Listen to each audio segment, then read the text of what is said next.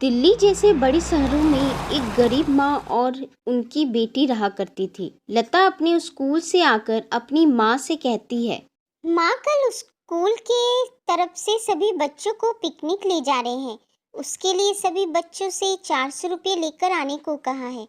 माँ, तुम भी अपनी बिटिया को पिकनिक पर जाने के लिए पैसे दोगी ना? बिटिया, तुझे तो घर की हालत पता ही है कि आजकल मेरे कपड़े सिलने का काम बहुत कम हो गया है, क्योंकि मेरी सिलाई मशीन ठीक से काम नहीं कर रही है और आजकल के लोग सिले हुए कपड़े ही ज़्यादा पसंद करें।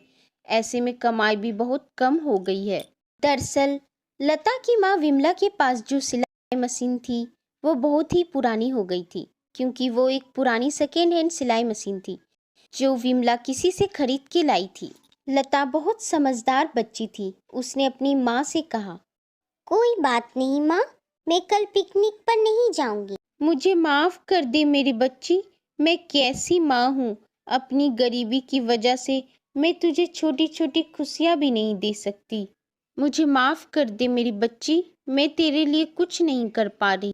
ये कैसी बात कर रही हो माँ? मेरी खुशी तो तुमसे है। अगर तुम हो मेरे साथ तो मेरे कदमों में दुनिया भर की सारी खुशियाँ हैं।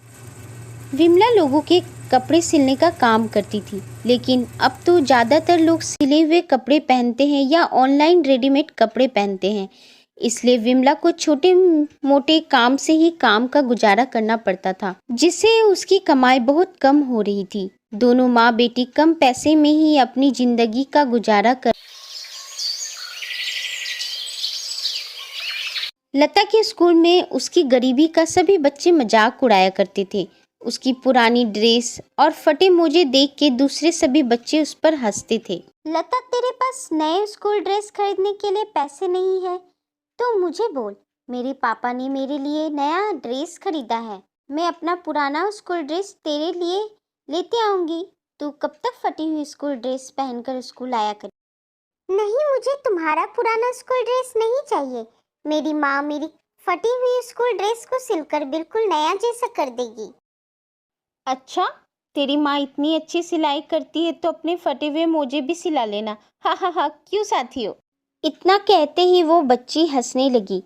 लता को अपनी बेइज्जती महसूस होती है। वो घर आकर अपनी माँ को सब कुछ बताती। कोई बात नहीं बेटी, तू दूसरी बच्चों की बातों पर ध्यान मत दिया कर, बस अपनी पढ़ाई से मतलब रखा कर। माँ, आज अगर बाबा जिंदा होते हमें इतने दुख नहीं झेलने पड़ते। हाँ मेरी बिट्टू, लेकिन अब तो किस्मत में रोना ही लिखा है। नहीं माँ, हम रोएंगे नहीं। हम हर कठिनाइयों का डटकर सामना करेंगे। लता के पिता एक कागज का सुंदर खिलौने का ठेला चलाते थे। उनकी सड़क दुर्घटना में मौत हो गई थी। लता और उसकी माँ अकेले पड़ जाते हैं, लेकिन उसके पिता का ठेला अभी भी घर में ही था। माँ, मैं भी अपने पिता के खिलौने का ठेला चला। लेकिन बिट्टू, तुम अभी बहुत छोटी हो, तुम ठेला कैसे चला के ले जा पाओगी? माँ, तुम चिंता मत करो, मैं सब संभाल लूंगी। ठीक है मेरी बेटी।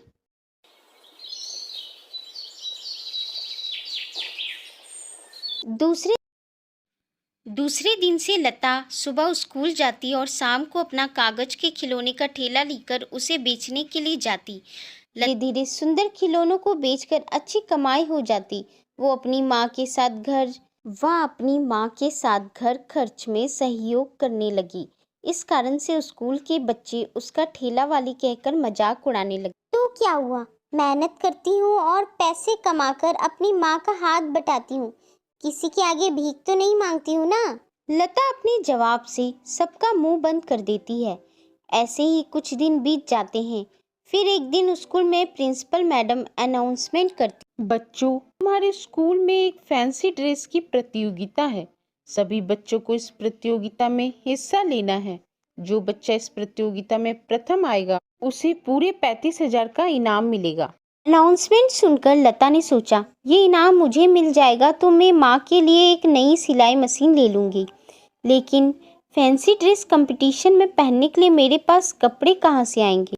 लता के क्लास के बच्चे उसे बोलते हैं, लता, फैंसी ड्रेस कंपटीशन के लिए तू कौन सा ड्रेस पहन के आएगी?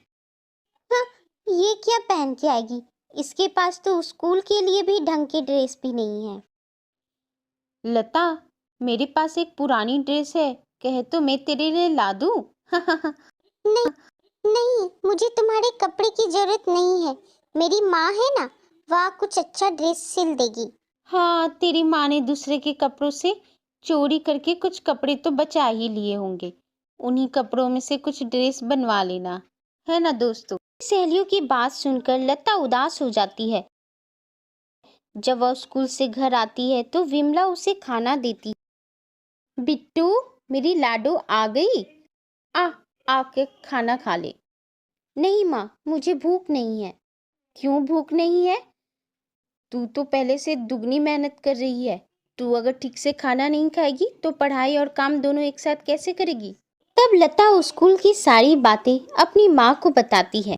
माँ, स्कूल में सभी बच्चे मेरा बहुत मजाक उड़ाते हैं।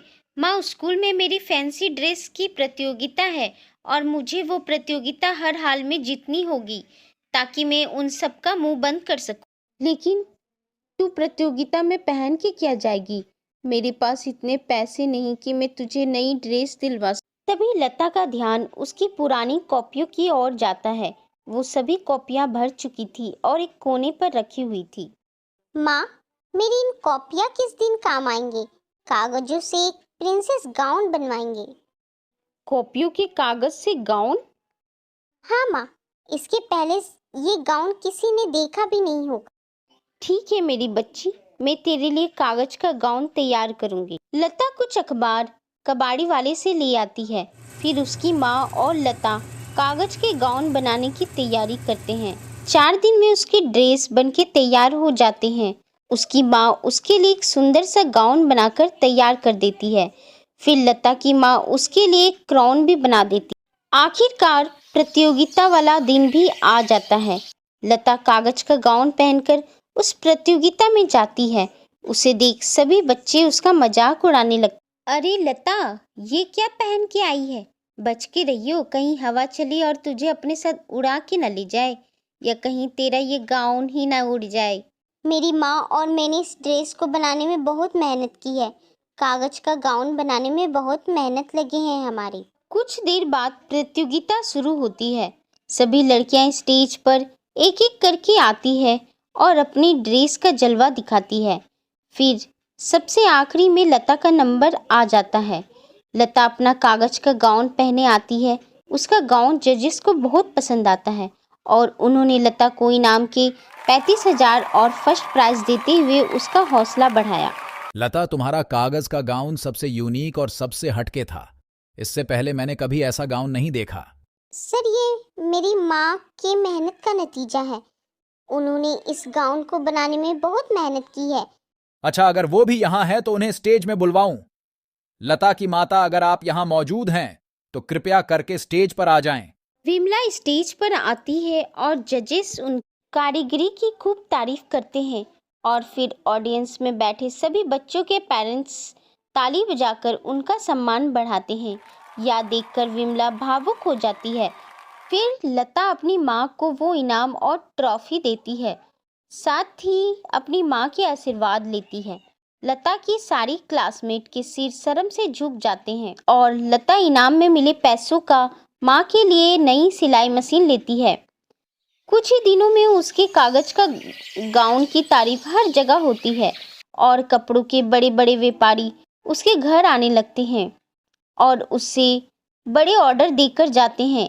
बड़े बड़े ऑर्डर पाकर विमला और उसकी माँ खूब पैसे कमाते हैं और अपने लिए घर भी बनाते हैं। अब वो दोनों गरीब नहीं रहते हैं, अब वो अमीर बन जाते हैं। हेलो व्यूअर, अगर आप न्यू हैं तो इस चैनल को सब्सक्राइब कर लीजिएगा और चैनल के प्लेलिस्ट में और भी मॉरल स्टोरीज है, आप वॉच कर सकते हैं। Thank you for watching. Bye bye. Don't forget, subscribe, like, comment.